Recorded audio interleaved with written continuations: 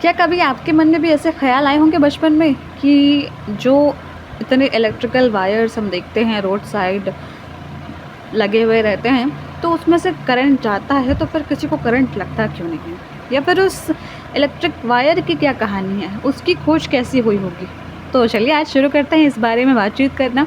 तो सोचिए 1800 यानी कि 1800 का टाइम है और दुनिया में बिजली के सीक्रेट्स को समझने की रेस चल रही थी। साइंटिस्ट्स क्यूरियस यानी जिज्ञासु थे और उत्सुक भी थे कि इलेक्ट्रिसिटी को एक जगह से दूसरी जगह कैसे भेजा जा सकता है। उनके मन में उस समय ये सवाल चल रहा था। आज जो हमारी लाइफ में इतना कॉमन फिनोमिना है कि इलेक्ट्रिसिटी एक जगह से दूसरी जगह तक होकर हमारे घर पर आती है वाया वायर्स के द्वारा, लेकिन उस समय जब ये संसाधन नहीं थे, ये संसाधन डेवलप किए जा रहे थे, तो इसकी शुरुआत में उन्होंने सबसे पहले एक क्वेश्चन पूछा कि कैसे इलेक्ट्रिसिटी को एक जगह से दूसरी जगह भेजा जा सकता है।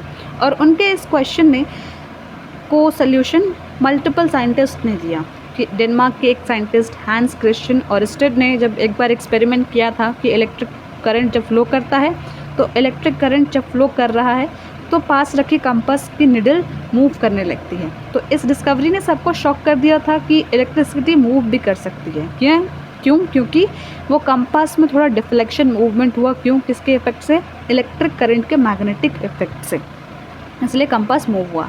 फिर उसके बाद इटली के साइंटिस्ट अलेक्जेंड्रो वोल्टा की बैटरी इन्वेंशन के बाद और क्लियर हुई ये बात कि अब साइंटिस्ट्स के पास इलेक्ट्रिसिटी जनरेट करने का तरीका भी था।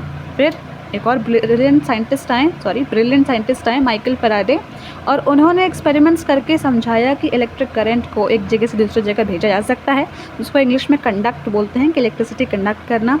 क्यों और कैसे? कॉपर के वायर में कॉपर को एक पर्टिकुलर शेप देकर इलेक्ट्रिसिटी एक जगह से दूसरी जगह भेज सकते हैं, और इंसुलेटर लगाकर। इंसुलेटर का मतलब क्या? जो हम वायर देखते हैं आजकल के टाइम पे जो ब्लैक होता है उसको इंसुलेटर बोलते हैं, जो कि उसके अंदर कॉपर वायर होता है जिससे इलेक्ट्रिसिटी फ्लो होती है, जो हमें अभी पता चला। उसके बाद समय गुजरा और इन्वेंटर थॉमस एडिसन ने बल्ब की डिस्कवरी की और फिर वायर्स का नेटवर्क डेवलप हुआ, यानी कि एक जगह से दूसरी जगह वायर्स जोड़े गए ताकि बिजली लोगों के घर तक पहुंच सके। तो देख रहे हैं आप कितनी बड़ी कहानी है।